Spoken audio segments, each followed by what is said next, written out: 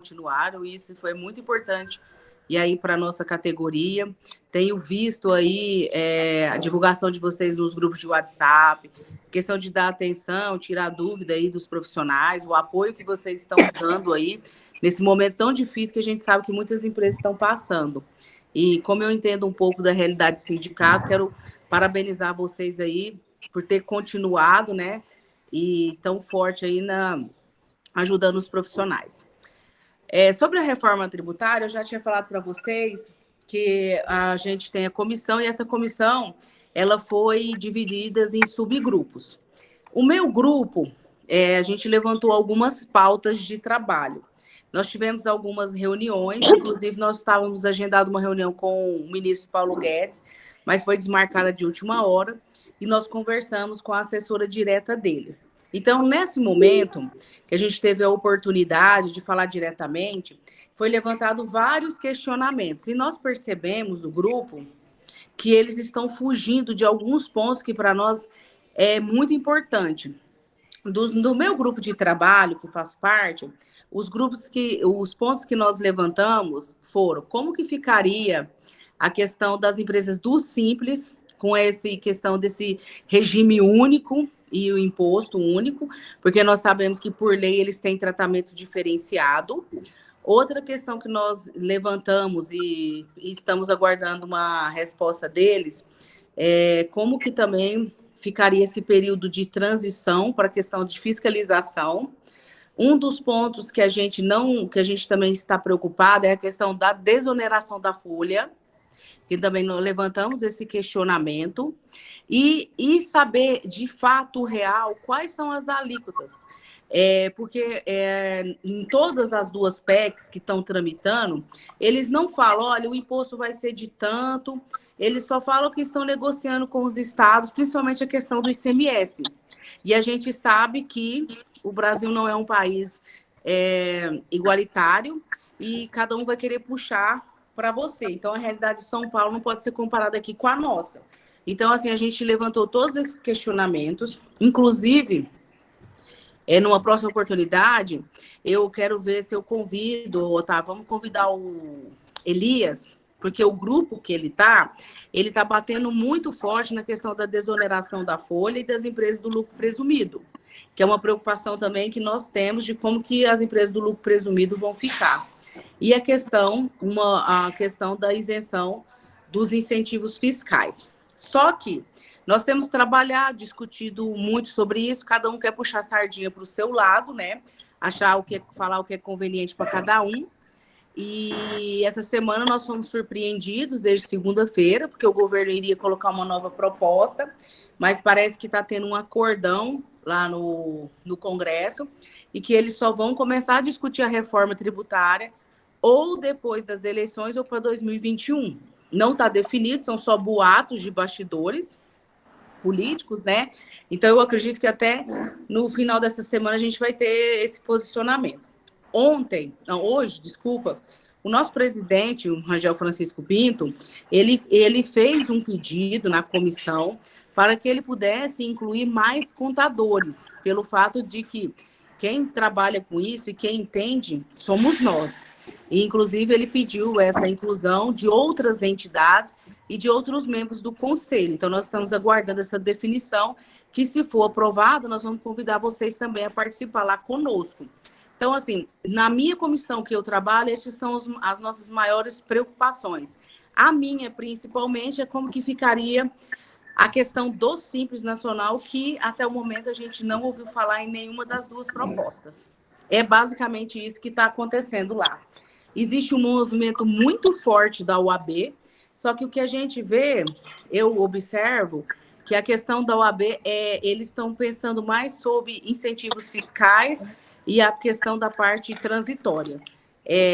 A parte prática mesmo, somos nós que estamos falando. Então, assim, resumindo para vocês, é basicamente isso que está acontecendo lá. Muito obrigado, Sucena. Então, vamos à nossa pauta. Alguém quer fazer algum questionamento para a Sucena? Alguém quer fazer algum... Pode falar. Ela está falando justamente aquilo que eu falei aquele dia. Quantos advogados tem, tudo, e quantos contadores. Então, o número de contador estava muito reduzido. Ela disse justamente aquilo que eu disse aquele dia e que eu passei aquela informação. Você está se lembrando, né? Então, Sim. é importante que estejam já analisando esse aspecto, que somos nós que vamos meter a mão na massa, né? Então, somos nós que somos os representantes das empresas, quer queira, quer não. Então, isso é importante que eles analisem isso, aumentar a participação de contadores. Inclusive, foi um dos motivos do nosso pedido do nosso presidente Rangel, mas depois, Walter, que a gente foi olhar, tinha muitos representantes lá que são contadores e atuam, mas não se intitularam, não colocaram lá como se fosse a qualificação inicial. E depois foi aberto para cada um colocar um assessor para poder ajudar. Aí só apareceu o contador. Só apareceu o contador lá nas reuniões de assessoria lá. Só que o que a gente vê é que muitas das vezes o contador que está assessorando uma entidade, ele só fala aquilo que é de interesse daquela categoria, não em geral. Então, quem está lá, o contador do agro, ele só vai defender o agro. O contador do terceiro setor só está defendendo o terceiro setor.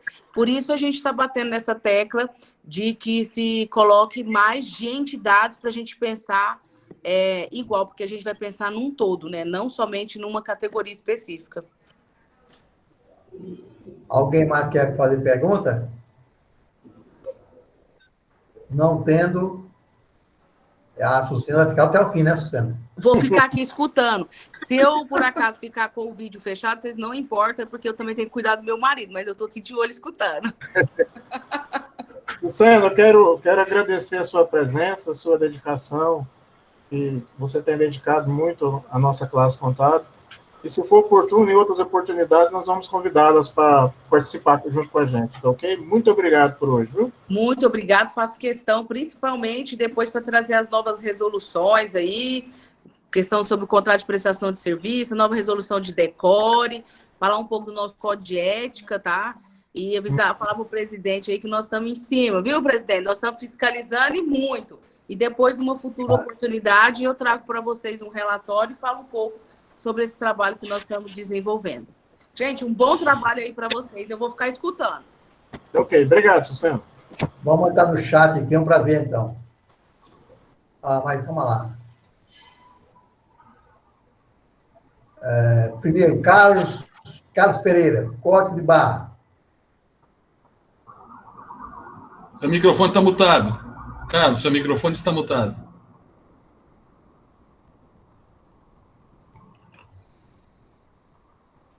Fala, Carlos. Ele foi clicar e saiu. Passa para o Ronaldo. Quando ele voltar, você repete a primeira pergunta. Ronaldo, tá aí? Cliente fechou e não sabe se vai reabrir. O Ronaldo está presente. Então, terceiro, José Walter. Pode falar, Zé Walter. A sua pauta. A minha pauta é o seguinte. Fizemos alteração de endereço de uma empresa e também colocamos alguns serviços. E saiu da junta, tudo, saiu até a alteração do CAI, da prefeitura. Mas não está abrindo para emitir nota fiscal. A empresa foi constituída há uns 5 anos. Eu pergunto, vou ter que fazer o requerimento para a emissão de nota fiscal dessa empresa, embora seja antiga, mas só agora que foi feita a alteração. Eu não entendi bem o que você fez, eu não entendi, eu acho que o pessoal não entenderam. O que é, Zé Walter? Alterar ela, vai requerer a emissão da fiscal? O que é? Não entendi. Alteramos, era comercial, agora é comercial e prestacional. Já saiu a alteração no CAI, tudo certinho. Todos os itens constam no CAI. Só que não está abrindo lá para emissão de nota de prestação de serviço. A pergunta é, nós precisamos fazer um requerimento para emissão de nota fiscal? da prefeitura? Fala, ô, João. Você perguntou. Vai, é o Antônio Eudes. O Antônio Eudes. Eudes. Zé Walter, Oi. o site da prefeitura está com um problema para você acessar fazer aquele primeiro acesso, aquele cadastro, e para você gerar os dados da nota fiscal. Então, tem que ir até a prefeitura, no caso, tendo procuração, já vai lá e faz o cadastro para o primeiro acesso e já libera para a emissão de nota fiscal. Inclusive, para as empresas novas também está acontecendo isso, não é só as antigas, não. Ah, ok. Inclusive, Obrigado. né, só complementando aí do Eudes, Evaldo, você já faz a FIC e leva junto, viu? A FIC A com o FIC já CNPJ... foi até apresentada. Oi? Até já apresentamos uma FIC, mas não adiantou. Não, pois é, mas então você faça uma FIC, porque você vai lá, vai procurar tirar uma senha para o CAI, procurar o CAI, que o rapaz conserta o cadastro lá. Ok, obrigado. Gevaldo, qual que era a atividade? Vou voltar, então, para o Ô, Everaldo, deixa eu fazer uma pergunta para o Zé Walter aí, peraí. O Zé Walter, Oi. quando você fez a alteração de KNAI e endereço, você primeiro fez uso do solo, né? Fiz. Tá, e aí saiu já a alteração do KNAI lá no CAI já? Já. Saiu, é porque eu tenho um caso desse, eu ia até perguntar como é que eu ia fazer. Então, eu não tirei o CAI ainda não, que eu fiz alteração de CAI, certo? Mas eu tive que fazer uso do solo, porque senão não alterava na junta. Ok? Então, já foi alterado, né? Correto. Alterado na junta, alterado no CNPJ, alterado em todos os órgãos. Isso, inclusive na prefeitura também? Também. Ah, tá. Muito obrigado. Palmeira. Zé Walter, qual que é a natureza da atividade que ela tem, além de prestação de serviço e o que mais? Comércio e prestação de serviço. Qual o tipo do comércio? Comércio de papelaria, artigos de informática, essas coisas. E o tipo de serviço que ela vai prestar? Fotocópias, consertos em computadores. Tá. Então, ela vai emitir nota separada de serviço e de mercadoria. Exatamente. Não vai ser conjunta. Não existe mais. Não vai ser conjunto, não. Uhum. Então, é bom você ficar atento aí, porque precisa, talvez ela está bloqueada porque não está definido isso, viu? Tá ok, obrigado. Eu pergunto, existe a nota em conjunto ainda? Sim, o cara pode ter uma nota que ele abre uma OS, já tira o serviço e o material. Me parece que não tem mais, não, tem? Tem. Essa Isso vai continuar. Faz uns 2 ou 3 anos que acabou, parece, não sei não. Não, Pode ainda não mais não. Pessoa, é a opção da empresa, né? Não, antigamente tinha, mas agora parece que não tem mais não. Não, Zé Walter, mas é a Não tem questão... sentido tirar. O que o Atolomeu está falando aí, Zé Walter, para você não faz sentido. O problema é que não está dando o primeiro acesso ao cadastro da prefeitura. Então, você tem que ir lá na prefeitura fazer o cadastro do primeiro acesso. Não tem nada a ver com o bloqueio de Cefaz, não. Pelo que o Atolomeu está falando aí, seria conjunto o bloqueio pela Cefaz. Mas não é. É porque o primeiro acesso da prefeitura que está sendo bloqueado. Certo, primeiro acesso para a nota desculpa, fiscal, né? Pronto, né, Walter? Walter, respondido, Walter? Está respondido, Walter? Tá, o que eu quis falar é o seguinte, o primeiro acesso para a nota fiscal, né? Porque acesso na prefeitura está tendo. Então tá. Ronaldo, faça a sua pergunta.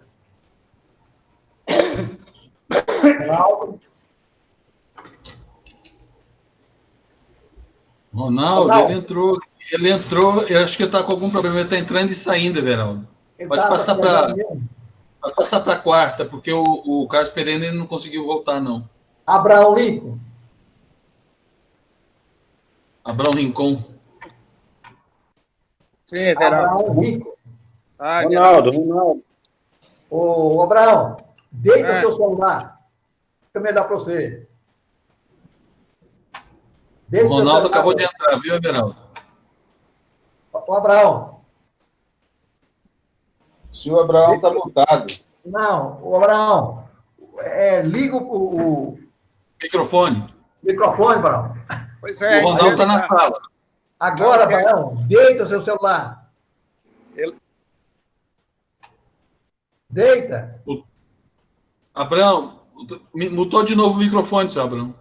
Está mutado de novo. Faz a pergunta para o Ronaldo, Everaldo. O Ronaldo está na sala enquanto. Ele não quer abrir. Não abre. Não, está escutando, agora fechou de novo. Pois é, mas ele não abre. Abriu? Abriu, estamos ouvindo, pode falar. Pode falar? Pode. Esse assunto que eu quero falar é um assunto assim, um pouco longo e delicado. Algumas reuniões para trás aí, uma pessoa questionou sobre essa transformação, essa passagem do Simples Nacional para lucro real, e eu acho que as respostas não foram muito satisfatórias. E depois, na outra reunião, também foi questionado esse assunto e foi falado apenas em planilha. Né? A planilha é um procedimento técnico que a gente faz, utiliza os cálculos, tudo.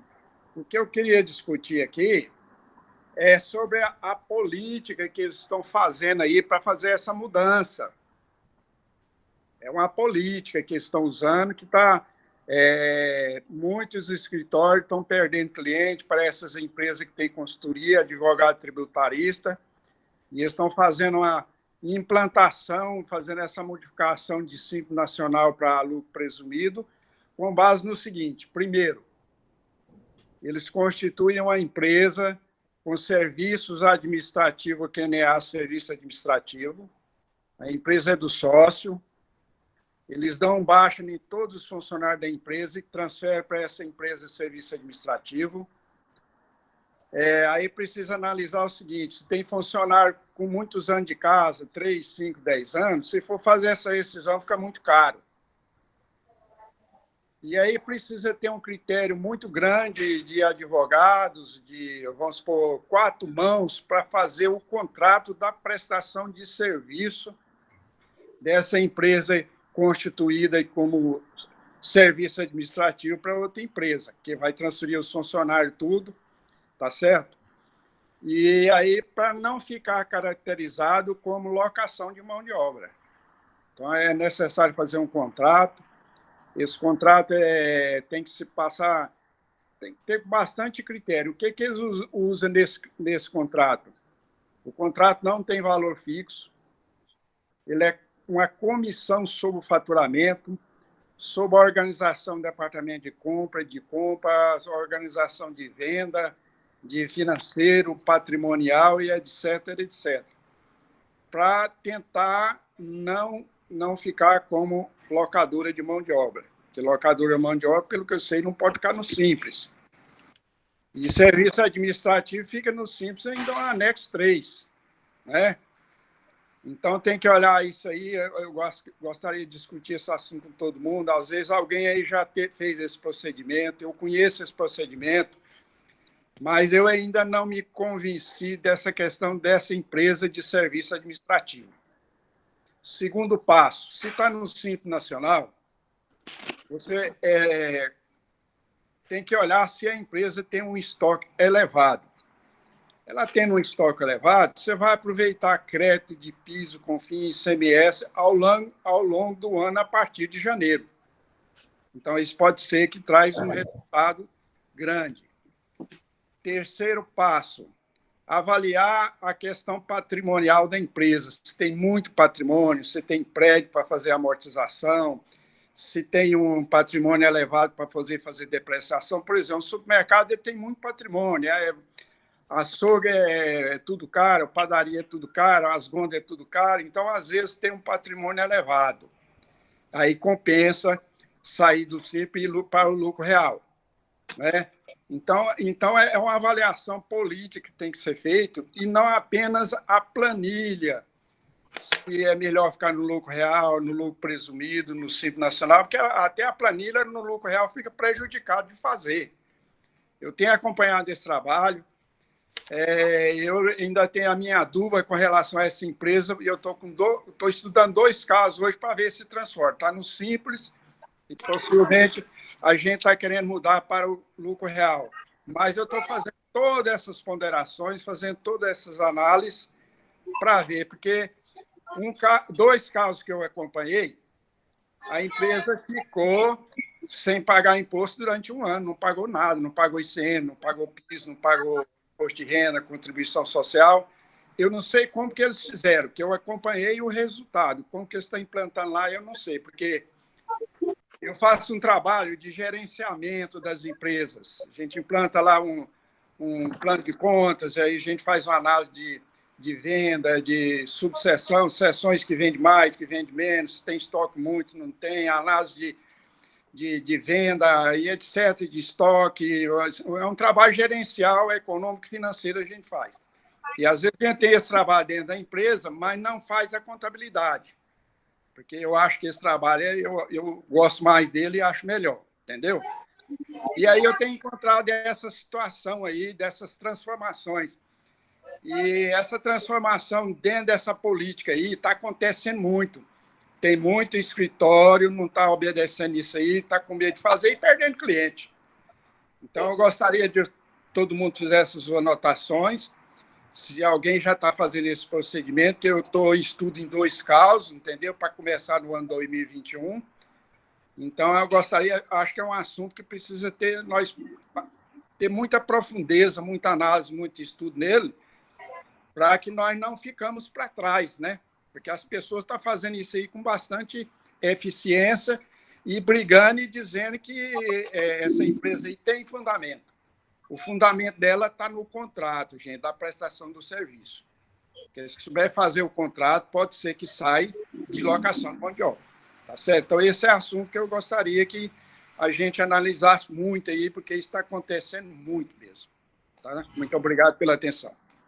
Fábio quer falar. Pode falar.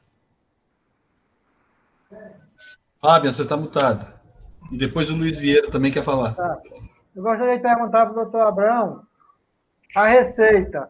A receita dela vai ser de... Se eu entendi, vai ser de comissões de vendas? Porque aí o contrato social, eu vou falar um negócio para você, eu advogo isso há muitos anos. Contador não faz contrato. Nós não temos conhecimento jurídico suficiente para fazer contrato. Esse contrato aí precisa ser feito por 4 mãos de advogado.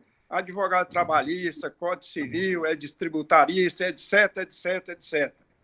Tá. A receita dessa empresa vai ser como? A receita é uma comissão sobre o faturamento da empresa. Aí você reza qual é o serviço que você vai prestar. Aí envolve tudo quanto é serviço, porque a empresa ela não vai ter mais empregado, nem para o labore, passa tudo para essa empresa de serviço administrativo. E aí ela vai emitir a nota fiscal, vai dar direito de crédito, PIS e CONFINS, etc. E a mão de obra na empresa, você sabe que não tem crédito, PIS e CONFINS. Entendeu? Então, é uma comissão que se cobra sobre faturamento. Agora, isso aí, eu não sei se o futuro vai trazer alguma consequência nisso aí. Porque isso aí é meio com a inovação. Vou só citar para você essas grandes lojas, essas grandes empresas. Às vezes, elas têm 5 empresas de serviço administrativo. Uma está na área de compra, uma está na área de venda, a outra está... Por quê? Para não passar os 4.800.000. Por isso, eles contratam mais de uma empresa. Você pode olhar que muitas empresas, você vai aí, está o crachazinho do funcionário lá, que ele está lá dentro prestando serviço. Ele é de uma empresa prestando serviço para outra. Tá certo? A minha sugestão é o seguinte. O sindicato, junto com as outras entidades, agendar uma reunião com a Superintendência da Receita Federal para a gente consultar se esse procedimento está de acordo com a legislação. Porque, a princípio, se supõe que isso aí é um disfarce de locação de mão de obra, cessão de mão de obra, por outras coisas. Então, só a Receita Federal tem autonomia para não dar esse embasamento. O Luiz Vieira quer falar. Eu também depois quero falar. A questão é a seguinte, tem que ter muito cuidado com relação a pessoas ligadas à empresa, entendeu? Quando você constitui uma empresa prestadora de serviço, que os sócios sejam todos, por exemplo, da família, ligados, aí tem que prestar muita atenção com relação à contratação dessa mão de obra, desse serviço, porque se está condizente com o serviço, que é de mercado, né, porque isso é muito complicado. E, para partir para um lucro real, a empresa tem que ser muito bem organizada na questão administrativa, de organização de documentos, né, do financeiro, do patrimônio, tem que ter organização muito em cima, muito coordenada, porque fazer por fazer, igual você falou mesmo, a questão da planilha é um norte, né? Planilha você coloca os valores lá, aquilo que se pretende, ou o passado, e você projeta e tem um conhecimento, né, de comparação dos tipos de tributação. Mas, parte para a prática para ver se a empresa tem condição. Pelo que eu vejo aí, seu Abrão, que o senhor está falando, são empresas organizadas, né, que já têm uma condição financeira para se organizar. Agora, uma empresa para se organizar que está no simples para chegar no lucro real, não é qualquer empresa. É isso porque você tem que contratar, tem que ter mão de obra, tem que partir para um outro campo de visão e condição, né, de uma visão de crescimento, de manter essa organização bem feita e base de documentos para poder provar isso. Daqui a 5 anos, aí, né, aí você pode acompanhar aí, nós vamos ver o resultado. Eudes. Liga. Seu microfone está desligado, Eudes. Eudes, seu microfone está desligado. Desculpa. Eu vejo com muita ressalva essa questão de terceirizar a mão de obra, porque, a meu ver, ela é uma burla da legislação, porque a terceirização de mão de obra não pode ser no Simples Nacional. A partir do momento que você contrata uma empresa, coloca lá como serviço administrativo, então não deixa de ser a terceirização de mão de obra. Nesse caso aí, essas pessoas que vão gerenciar, vão ser os donos dessas empresas que vão gerir do Simples Nacional, serão laranjas, né? Isso aí são laranjas, porque os proprietários, se eles são de uma empresa do lucro real, que está com um volume de faturamento muito alto, não poderiam ser os sócios dessas empresas do Simples Nacional, então, automaticamente serão laranjas. E, do outro lado, vem lá o artigo 29 da lei da 123, né, senhor Everaldo? Onde fala lá sobre a entrada de recursos com a saída de recursos, né, porque ela teria que suprir, pelo menos ainda, essa lucratividade que tem da empresa, da diferença, pelo meu ponto de vista. Quem mais quer falar?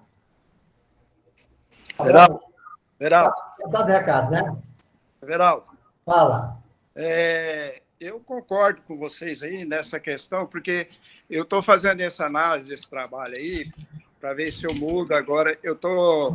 Esse trabalho eu estou fazendo nessas duas empresas o ano todo, porque você sair do Simples Nacional para ir para o lucro presumido, você tem que dar uma organização na empresa primeiro, dar uma arrumação nela para poder você fazer isso aí. Mas eu, particularmente, tenho a minha restrição com relação a a minha maior restrição aí é com relação a essa empresa aí de prestação de serviço. Eu tenho medo de que isso aí no futuro vai ser derrubado e vai virar como locação de mão de obra e sair do Simples aí complica, né? Mas eu vou dar um exemplo para vocês, é o seguinte. Eu sei de um escritório grande aí, que ele especializou na área de supermercado, e ele está com 60 empresas que ele tirou do Simples Nacional e entrou aí. Apesar que do jeito que ele está fazendo, dos clientes que eu acompanho, eu não concordo. Tá certo? Mas isso aí eles estão eles estão indo nos escritórios, estão indo nas empresas, oferecendo esse serviço, dizendo que no primeiro ano não paga nada, não paga mesmo, e está assediando os nossos clientes. as duas pessoas que perguntou sobre isso aí, eu sei que eles estão sendo assediados por essas empresas que estão tomando essa atitude aí, tá ok? Divina. Oi, boa noite.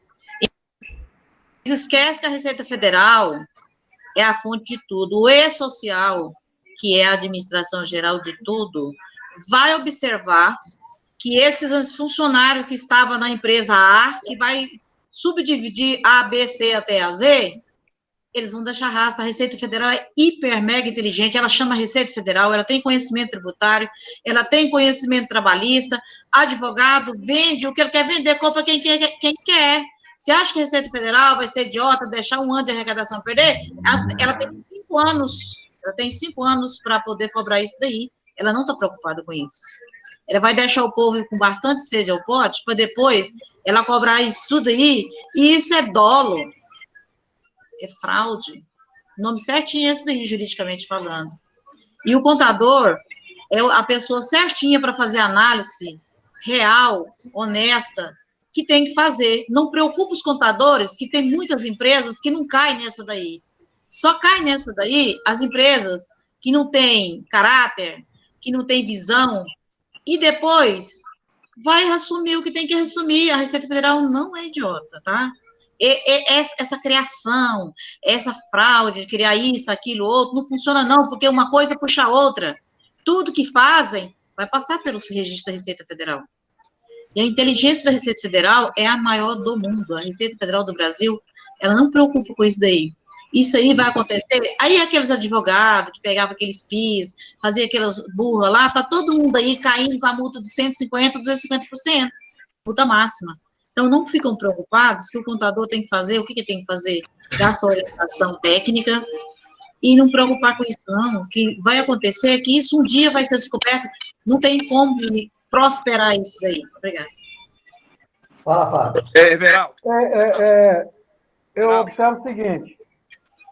Everaldo. Eu observo o seguinte, que nós, contadores, temos que correr na Receita Federal o mais rápido possível, porque a gente ficar esperando daqui a 5 anos a Receita Federal tomar uma atitude, nós vamos ver muitos contadores perdendo seus clientes para esse tipo de expediente. Então, antes a gente está perdendo cliente, porque vem um cara oferece essas benesses, que não sabe se são legítimas, como aconteceu com a questão do monofásico, do crédito do PIS e COFINS, onde muitas pessoas perderam cliente, muitos contadores vieram comigo aqui reclamar, e a gente fez planilha e conseguiu, em muitos casos, que o cliente não perca, não tivesse perdido o contador tivesse perdido seus clientes. Então, a gente ficar esperando que a Receita tome atitude daqui a 5 anos, até lá, quantos contadores vão perder seus clientes? Então, acho que a gente tem, como o Otávio teve lá na Receita com o Everaldo, para tratar essa questão do monofásico, que tinha advogados com escritórios aí, contadores, que chegavam e diziam, não, você tem um crédito aqui de 80 mil de PIS e COFINS. E implementava, como que ele implementava? Com o certificado digital do empresário, ou seja, o cara sai sem nenhum rastro. Então, a gente não deve esperar que os caras fiquem, se isso aí não for legítimo, fica fácil, não tem que correr na Receita Federal e alertar, ela rastreia o mais rápido possível. E quanto mais rápido ficar isso, os contadores mais conquistaram cliente. Quem mais quer falar? Fala, Abraão. Eu levantei essa questão aí, Everaldo, para que nós, todos os donos de escritório, que poderá estar sofrendo esse assédio, para que nós nos preparamos para convencer os empresários não cair nessa. Porque eu estou vendo aí que o pessoal não está sabendo lidar com isso. E as empresas estão convencendo as pessoas a mudar de escritório e ainda mudar desse regime tributário, e a consequência a gente não sabe. Mas nós precisamos nos preparar para convencer politicamente, convencer o empresário que poderá estar caindo aí numa situação muito crítica. Eu posso falar para vocês, se o Fábio levantar aí, é uma situação que eu briguei com ela há 1 ano, numa empresa de factory. Fábio, levanta aí para você aí na situação aí. Receita Federal multa as empresas seguritizadoras. Levantem isso aí agora e passo para o nosso companheiro para vocês verem o que essas empresas de consultoria estão fazendo e faz, e que essa empresa de consultoria fez isso no Brasil inteiro, se eu não conseguir mudar 2 clientes meus, que eu não deixei. Entendeu? Vê pesquisa aí, Fábio, por favor. Receita Federal multa as empresas seguritizadoras. E passa aí para todo mundo. Isso foi feito no Brasil inteiro, mudou de FEC para securitizadora, fizeram uma lambança monstruosa e a Receita Federal agora autua todo mundo. Só não auturou esses 2 clientes meus, porque eu não deixei mudar. E eu estou na mesma situação hoje com relação a esse negócio aí, que essas empresas estão aí nos nossos clientes fazendo esse assédio aí, entendeu? Então, nós precisamos, politicamente, nos formar, nos preparar para não deixar os nossos clientes, porque o argumento deles são fortes, hein, gente? Vamos? Abraão, essa empresa que você está falando é aqui de Goiânia? Não, ela é do interior, 2 é do interior. Aí estão atuando em Goiânia também. Tá, da que região que é? Não, eles atuam mais na área de material de construção e supermercado, varejo. Não, pois é, como é que chama lá? É o local dessa empresa lá? Vê se é uma que eu sei. Você fala o que? A de varejo ou a de factory? Não, essa empresa desses contadores aí, essa empresa aí. Eu não gosto de citar o nome, não, mas ela é lá de Anápolis, é um dos maiores escritórios de Anápolis. Ah, mas eu achei que era aqui do interior, aqui, certo? Que ele acabou que tentou um cliente meu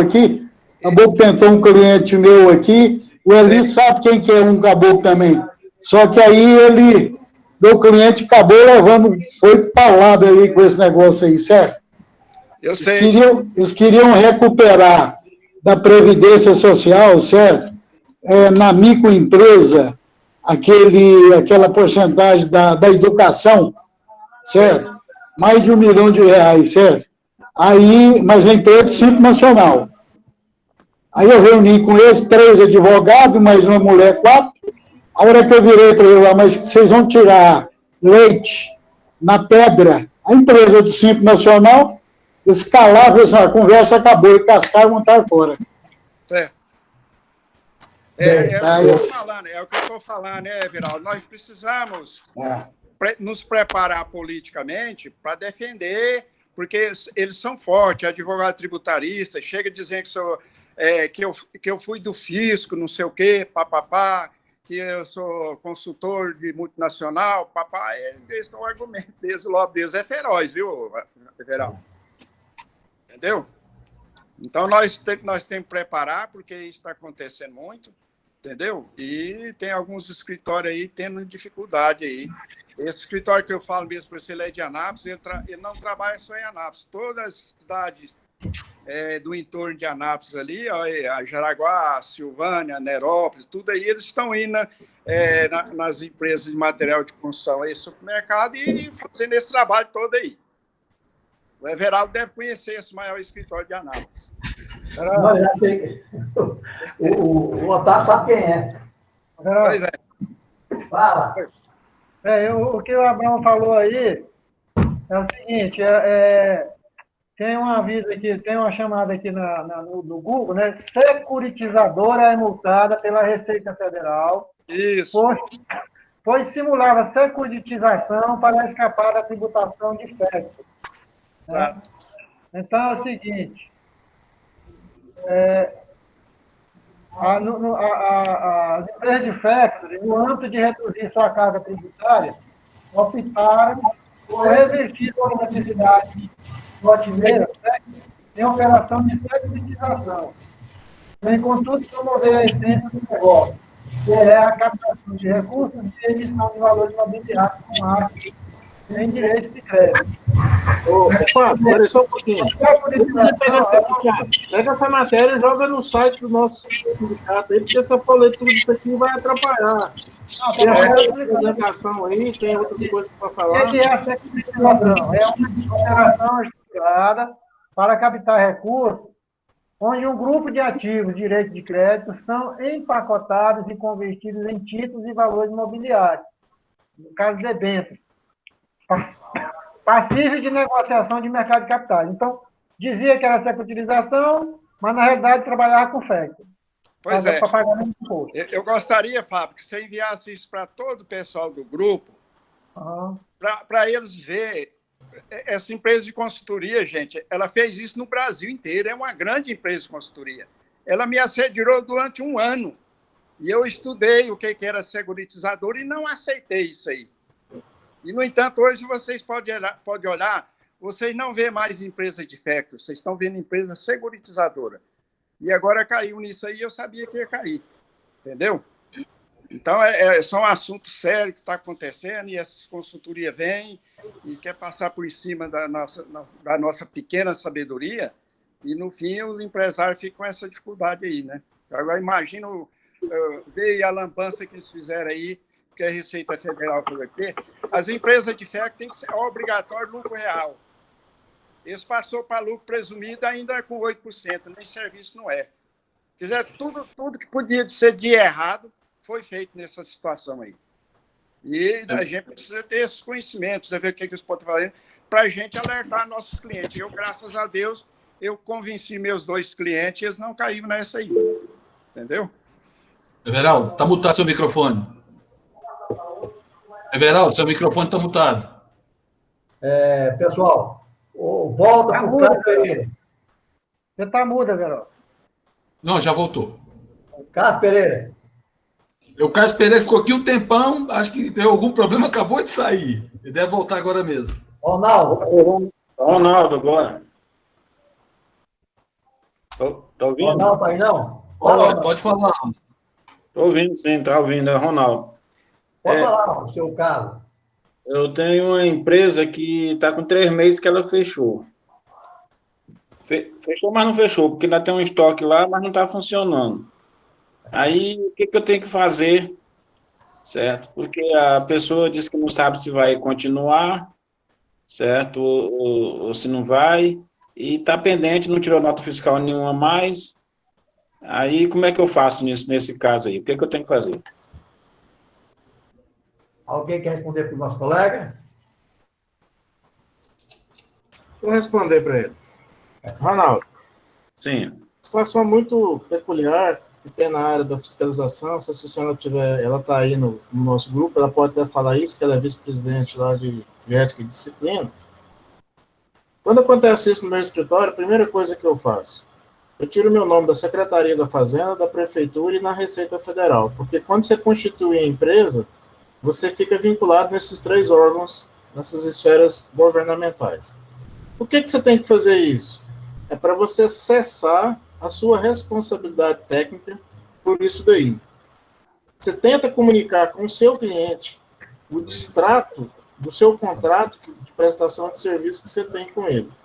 Caso você não tenha contato com ele, tenta mandar algum informativo na residência dele, onde tem contrato, o endereço dele, tudo, para evitar com que você seja considerado como solidário tributário em algumas obrigações acessórias. O que nós temos visto muito lá no Conselho de Contabilidade, no TRED, que é o Tribunal Regional de Ética e Disciplina, de contador sendo penalizado por falta de cumprimento de obrigação acessória e sendo também penalizado por outros órgãos governamentais aí como solidário tributário dessa situação.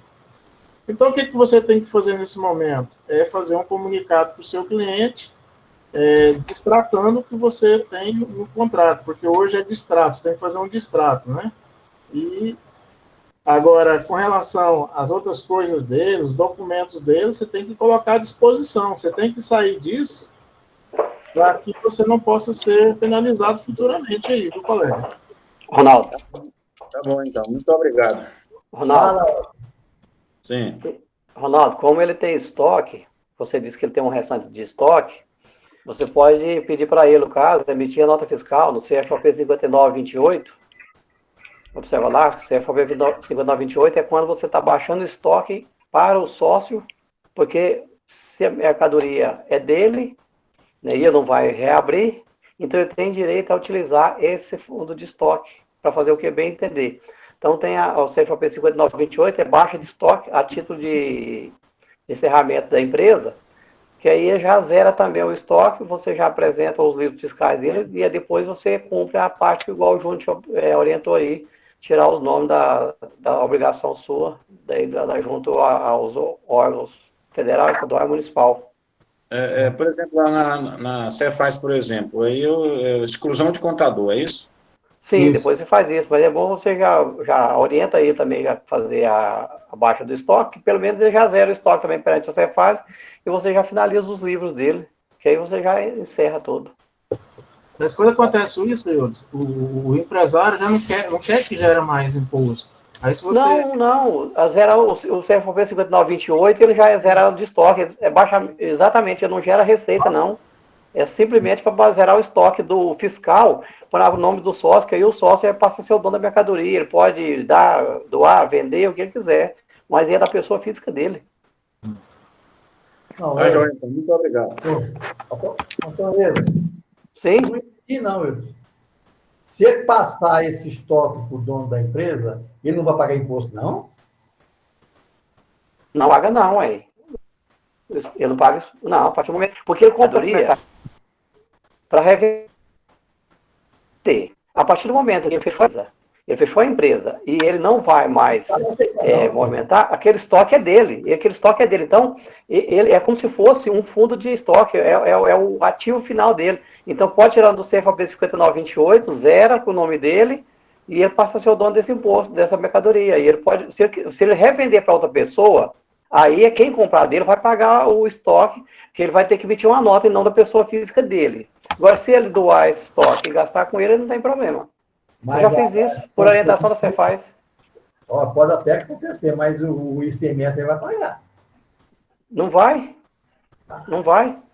Pode observar. Não, vamos ver, deixa eu falar. Eu não Severão, é o seguinte, pede o Wes para colocar a minha palestra lá, que é só rapidinho, porque senão depois termina o tempo. É rapidinho, 10 minutinhos no máximo. Wesley, põe aí, por favor. Vou colocar. Enquanto ele coloca lá, Elias.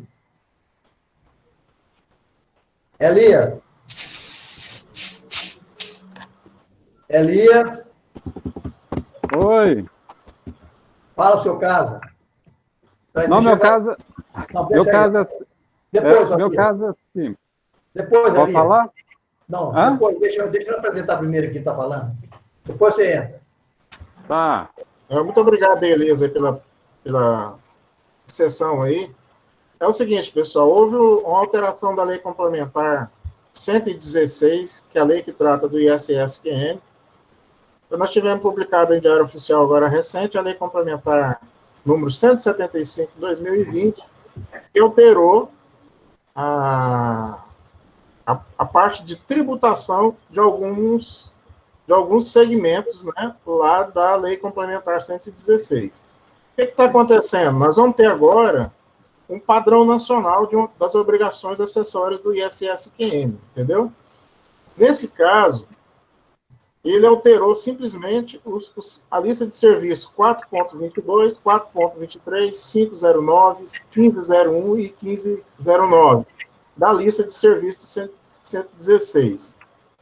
Então, o que ele está alterando aqui? Esses 5 dispositivos aí dessa lista, agora o ISS passa a ser no local do tomador do serviço e não no local da empresa, certo? Vamos passar, Ué. Então, eu trouxe a lista para vocês dos itens que essa Lei 175 alterou. É o 4.22, que são planos de medicina de grupo individual e convênios para a prestação de assistência médica, hospitalar, odontológica e congêneres. O 4.23, outros planos de saúde que cumpram através de serviços de terceiros contratados, credenciados, cooperados ou apenas pagos pelo operador do plano mediante indicação do beneficiário. O 5.09, plano de atendimento de assistência médico-veterinária. O 15.01, administração de fundos quaisquer de consórcio de cartão de crédito ou débito e congêneres, de carteiras de clientes, de cheques pré-datados e congênero, que se falava de factoring, que eu estava conversando aí com o senhor Abraão Rincon. E outro item é o 15.09, que é o arrendamento mercantil que trata de leasing, né, de quaisquer bens, inclusive cessão de direitos e obrigações, substituição e garantia, alteração e cancelamento de registro de contratos, e demais serviços relacionados a arrendamento mercantil. Então, são esses 6. Como é que vai ser a partilha do SS? No exercício de 2021, que está previsto na Lei Complementar 175, determina que 33,5% do SS apurado naquele mês, logicamente, pertencerão ao município do local do estabelecimento prestador do serviço. 66,5% do ISS apurado pertencerá ao município do domicílio do tomador do serviço, né? Em 2022, 15% vai pertencer ao local do prestador do serviço, 85% do ISS apurado será do domicílio do tomador do serviço. No exercício de 2023, 100% do ISS apurado vai pertencer ao município do tomador. Isso em 2023. O governo está criando uma obrigação acessória de padrão nacional, que vai ser unificado em todo o Brasil, e também essa lei criou o Comitê Gestor de Obrigações Acessórias do ISS, tá? Que esse layout a ser definido vai ter que passar por esse comitê gestor. Então, essa obrigação que está sendo criada para 2021, a entrega dele vai ser no 25º dia do mês subsequente, tá? Então, isso aí, alguns detalhes da Lei 175. Agora, eu queria, teve na semana anterior, 2 semanas atrás, algumas informações sobre a fiscalização da Prefeitura de Goiânia. Então, a Prefeitura de Goiânia editou a Instrução Normativa número 04 de 2020 do Gabinete da Secretaria de Finanças do município de Goiânia. Isso está no Diário Oficial do dia 25/9 de 2020, nas páginas 25 a 37. O que eles estão fazendo? Normatiza procedimentos administrativos a serem adotados no âmbito da Secretaria, referente ao Simples Nacional, quanto ao indeferimento da opção, a exclusão de ofício, o desenquadramento do MEI e a fiscalização do próprio sistema do município, e dentre outras situações. O que mais está se impactando, que tem impactado toda a nossa classe, é o artigo 26, que está dizendo lá, a falta da escrituração do livro caixa é causa de exclusão do Simples Nacional nos termos do artigo 83 e 84 da Resolução 140. E lá, ipsiliteris, né, está falando que presume-se a falta da escrituração do livro caixa quando o mesmo não for apresentado até o prazo especificado da segunda notificação do fisco municipal. Aí eu trouxe, tá aí para vocês, o artigo 84 da Resolução do Simples Nacional a 140 de 2018, que fala que a exclusão de ofício da empresa do Simples Nacional produzirá seus efeitos quando for constatada a falta da ECD para ME e EPP e receber aporte de capital, né? Daquelas empresas que financiam as empresas do Simples Nacional. O item 2, falta de escrituração do livro caixa, ou a existência de escrituração do livro caixa que não permite a identificação da movimentação financeira, inclusive bancária, né? Ela vai ser excluída do Simples Nacional, tá? Então, pessoal, é isso aí que eu queria passar para vocês. É só um lembrete, né, para que vocês possam fazer uma leitura desses 2 atos normativos aí, e que depois, na próxima reunião, a gente possa trazer à baila aí uma discussão sobre isso daí, entendeu? Só isso, só para alertar vocês, contadores. Júnior, sim. No caso de escrituração contábil normal, dispensa-se o livro caixa, correto? Correto, isso mesmo. Isso daí. Okay. Essa é a minha preocupação. Fábio. Fábio, você está mutado. Bem, o que eu quero levantar é o que o doutor Antônio hoje falou. A lei, o ato normativo da prefeitura, em nenhum momento ele se reporta a essa faculdade de que a empresa fazendo a contabilidade está dispensada do livro caixa. Lá no artigo 63 da resolução 140, lá fala, a apresentação da escrituração contábil, em especial do livro diário e do livro razão, dispensa a apresentação do livro caixa. Ocorre que a prefeitura não está observando isso. E se ela excluir a empresa por não ter feito o livro caixa, e a empresa tiver a contabilidade contemplando todas as suas contas bancárias, né, devidamente contabilizado, só isso aí não é fato ela escapar da exclusão. Lá no parágrafo 4º do artigo 83, fala o seguinte: se não houver, dentro do prazo estabelecido pela legislação do ente federativo, no caso a prefeitura, que iniciou o processo, impugnação do termo de exclusão, esse se tornará efetivo, ou seja, se a prefeitura excluir por falta de livro caixa e a empresa, não, mas eu tenho a contabilidade, ela tem que correr e efetivar o processo de impugnação, dentro do prazo estabelecido pela legislação. Senão, vai ser excluído, e aí, depois, talvez fique até irreversível. Então, atentar para esse detalhe, que está lá no parágrafo 4º do artigo 83. Também da resolução, da resolução do Comitê Gestor número 140 de 2018. Tá bom. Então é o seguinte, o senhor Everaldo ligou para mim hoje de manhã cedo, a hora que eu coloquei isso no grupo, e eu falei para ele que seria redundância da legislação, ou talvez do legislador que fez essa instrução normativa, certo? Falar de contabilidade, que isso é obrigação do contador fazer contabilidade, entendeu? E registrar de acordo com as normas. Tá certo, Fábio? Então, eu entendo assim, então não precisava de... É porque eu acho que ela veio amparar aquelas empresas que não estavam fazendo contabilidade. Tá certo? Tá? Agora, quem tem contabilidade, fica tranquilo, gente. Não é ficar tranquilo, cara. Não é ficar tranquilo. Não é ficar tranquilo, é como eu acabei de falar. Se a prefeitura autuou, excluiu você, aí você fala, não, eu estou tranquilo que eu tenho a contabilidade, a lei é bem clara, a resolução 140. Você, dentro do prazo, tem que fazer o processo de impugnação. Não fez, vai ser excluído mesmo. Porque se você for apresentar depois do prazo, o fisco subentende o quê? Se você for fazer essa contabilidade depois de autuado. Então, você tem que... Se o fisco não quer ver sua contabilidade, não, eu quero o livro caixa, excluiu você tem que correr e fazer o processo de impugnação dentro do prazo, porque fez fora do prazo, o fisco subentende o quê? Não, ele vai fazer a contabilidade agora, por que ele não apresentou a defesa no prazo? Então, tem que ter todo esse cuidado.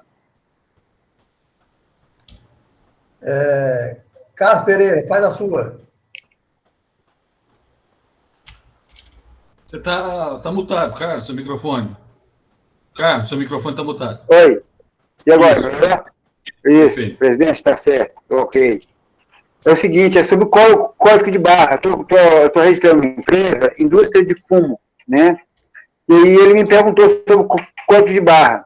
Eu entrei na internet hoje e o Caio mostrou, você pode comprar a quantidade de código que você quiser. Agora, quando você compra esses códigos, como é que você tem que proceder? Você tem que passar por algum outro método para que a mercadoria tenha esse código de barra? Como é que é isso? Alguém sabe informar sobre o código de barra? Isso é coisa de informática.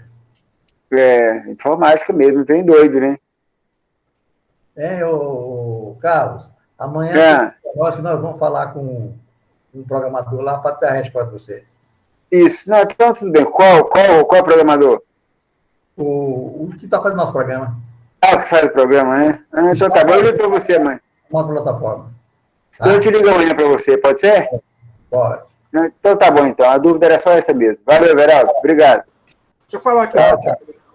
Ô, Carlos. Oi, fala, Otávio. É uma empresa que chama GSI BR. Ou se não, você colocar GTIN, GTIN. Ela é brasileira, ela que faz os códigos de barras. Entendeu? quando a gente tem uma indústria que você não consegue identificar o produto, você passa para elas, faz todo o processo da criação daquele código de barras, entendeu? Mas ele é específico para você, né? Aí, Exato. não é verdade? Porque às vezes, Não, tudo bem. importado, você tem que adequar a leitura do código de barra. Na América do Sul, ela começa com 789, o código de barras, entendeu? Na Ásia, começa com 0, 1, 2 e 3, é um negócio assim. Então, na América do Sul, vamos situar aqui no Brasil, começa com 789. Você pode ver os códigos de barras. Eles começam por isso. Essa empresa, ela trabalha com isso daí, entendeu? Vê se você consegue entrar nela. Eu tenho aqui, ó, gs1br.org. Isso. Certo? Isso. Ok, Otávio. Obrigado, hein? Valeu mesmo. Tchau. Bem, aqui nós definimos o nome do grupo como um grupo de estudo, né? Então, a gente tem sempre que estar discutindo a legislação. Quando foi falado sobre a questão do fundo de estoque, doutor Antônio Eudes falou que, nesse caso, não tem incidência do ICMS na emissão da nota fiscal da empresa para o sócio. Mas, um momento antes disso, tem a incidência do ICMS. Ou seja, lá no artigo 12 do artigo 4852, no nosso RCT-AGO, lá fala o seguinte: nas seguintes situações específicas, a base de cálculo do ICMS é, inciso 3, relativamente à mercadoria do estoque final, a data de encerramento da atividade, o custo de produção e a aquisição mais recente.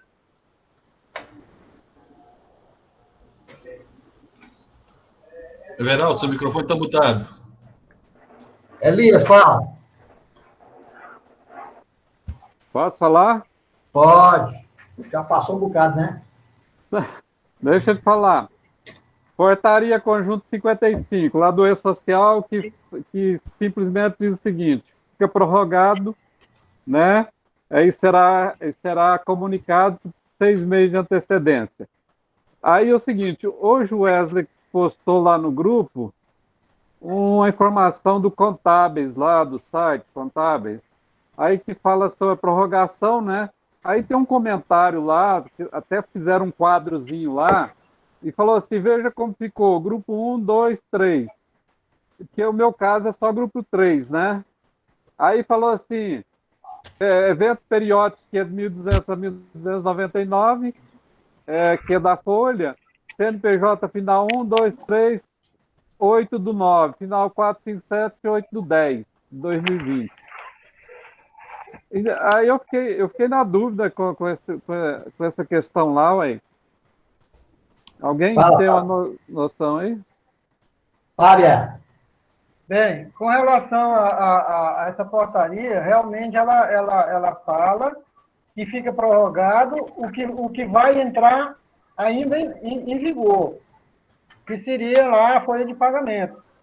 E muita gente está entendendo que com o E-Social parou tudo. Não parou, as empresas têm que estar cumprindo as etapas que já entraram em vigor. A comunicação dos afastamentos, toda a questão que já entrou em vigor. Só está prorrogado o que ainda ia entrar. Então, não pode deixar para trás as obrigações que já entraram em vigor, não. Tudo bem. Então é o seguinte, o grupo 3, que não tinha entrado ainda a folha, está prorrogado. O que não entrou em vigor está prorrogado. Ah, beleza. Suspende o cronograma de novas implantações no E-Social. Né? Certo.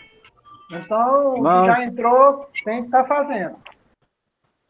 O próximo, Jair Obrigado. Miguel. Jair Miguel. Não está presente não, Everaldo. Você vai ter que ler a pergunta dele, ver se alguém responde para ele ver depois. Alguém pode responder. O Jair Miguel fala o seguinte: sócio que faz parte de um quadro de sociedade veio a falecer. Agora, para baixar, a filha vai precisar de uma procuração? O Ronaldo não está aqui hoje, né? Fala. Então, boa noite, Divina. Então, é assim, quando falece um dos sócios ou o empresário, o inventariante, como pessoa física responsável, ele entra no portal do Empreendedor Goiano e faz um DBE. Primeiro faz um certificado da pessoa física da pessoa física do inventariante. Com esse certificado, ele faz alteração do DBE e coloca como procurador ou procuradora. Aí ele faz a alteração, ou encerra ou continua com outra pessoa. Essa solução foi dada com o estudo que eu fiz, bem profundo. Inclusive o Franciano fez, deu certo, N computadores fez, deu certo. Não tinha solução, mas aí agora tem essa solução, ok? Bem, respondido, professor. O Wellington, não está, não? O Wellington não está presente, não.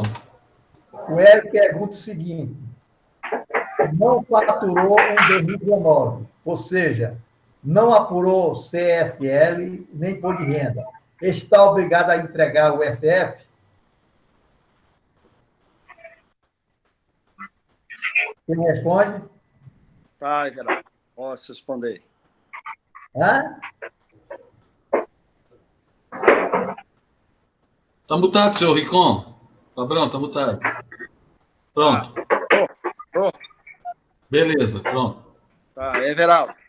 Tem que apresentar sim. Se teve qualquer uma movimentação, ele não teve receita, não teve nada. O que ele está dizendo aí, ele teve despesa, né? Ele vai fazer a contabilidade normal, tá? Se ele quiser, apresenta o SCD e é obrigado a apresentar o SF. Isto se ele não apresentou a declaração de inatividade, não fez a CTF de inatividade. Se ele não fez isso, ele pode fazer agora atrasado e não apresentar. Mas, do contrário, ele tem que apresentar como inativa ou agora, se ele não fez isso, tem que apresentar a SF, não tem jeito. Certo. Mas ele fica omisso. Fábio. Certo? Doutor Abraão está certíssimo. Ou ele faz, se ele teve alguma operação que descaracteriza a inatividade, ele vai ter que entregar, senão ele faz de inativo. Tranquilo, respondido. Geraldo Marcelino. Geraldo. Geraldo. Eu gostaria de voltar nessa questão aí do sócio que faleceu. É o seguinte, as pessoas às vezes estão tendo dificuldade de fazer isso aí, por quê? A primeira coisa, o juiz vai nomear um inventariante. O que é um inventariante? É um representante da pessoa que faleceu, né? Então, você tem que pegar esse inventariante e incluir ele na junta comercial como representante da pessoa que faleceu. Fazer o DBE também e incluir ele na Receita Federal, como ele agora representa a pessoa que faleceu. E fazer isso no Estado também, fazer na Prefeitura. Uma vez ele fez isso aí faz o certificado digital e ele faz tudo que ele quiser em nome da pessoa que faleceu. Se ele não fazer esse procedimento aí, ele não consegue nem um certificado digital. Aí eu vejo no grupo falar, não consegui fazer o certificado digital da pessoa que faleceu.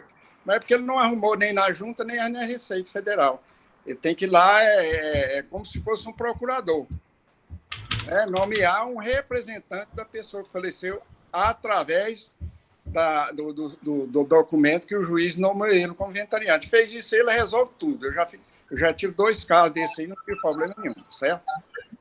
Everaldo, parece que o povo não entendeu muito bem o que eu falei. O primeiro passo é fazer o certificado do inventariante, pessoa física, senão ele não acessa o processo. Primeira coisa que ele tem que fazer. E qual é o documento, eu esqueci de falar, qual é o documento que ele vai anexar lá na junta comercial? É a carta de inventariante. Parece que ficou bem claro o que eu falei, mas se ele não fizer o certificado da pessoa física do inventariante, munido da carta de inventariante do juiz, ou com algum alvará, se não tiver saído ainda do inventário, que o juiz pode, nesse expediente, fazer um alvará para liberação, ele não faz nada se ele tiver o certificado digital, porque a junta comercial é processo eletrônico. Desculpa, mas eu não expliquei isso daí. Geraldo Marcelino. Geraldo. Geraldo está presente. Ele entrou aqui, está aqui com o microfone mutado, mas ele está presente. Abriu. Tive um problemazinho aqui. Gostaria, eu fiquei meio desatualizado, referente ao parcelamento, porque eu não estava tendo situação de parcelamento. Agora surgiu um parcelamento. Alguém poderia me dar uma ajudazinha, um começo aí, parcelamento na Receita Federal e na Procuradoria. Parece que, não sei se a Procuradoria ainda está fazendo parcelamento. Acho que o Fábio pode me dar uma ajuda, ou qualquer outro colega, por favor. Alguém ajuda o colega?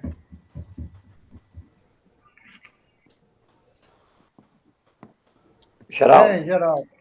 Oi. Está aberto as transações, né? Agora chama transação, né? A empresa, ela tem faturamento de quanto? O faturamento dela, ela está... Ixi, agora você... Mas ela está dentro do Simples Nacional. Tá. Então, junto à Receita, né? Parcelamento na Receita, e ela tem parte da Receita e tem na Procuradoria também. Tá, então, ela se você me ligar amanhã de manhã, eu te passo as portarias, tanto da Receita como da PGFN. Não, beleza. Então amanhã eu falo contigo, ok? Ok, valeu. Bem, pessoal. Everaldo, deixa eu explicar para ele aí. Geraldo, amanhã eu falo com você sobre esse parcelamento. Fazer o parcelamento. Geraldo. Oi. Tá tendo uma situação lá na Procuradoria, que tem uma portaria recente, né, que está aberta a transação, porque aí não é parcelamento, como fala transação, você faz a adesão à transação. E lá vai pedir umas informações, primeiro você tem que preencher tipo uma declaração de rendimento lá na Procuradoria. Ela vai pedir o faturamento de 2019, 2020, mês a mês, a quantidade de funcionários que estão ativos, suspensos, admissões nesse período. Tem um questionáriozinho lá que você tem o campo para preencher.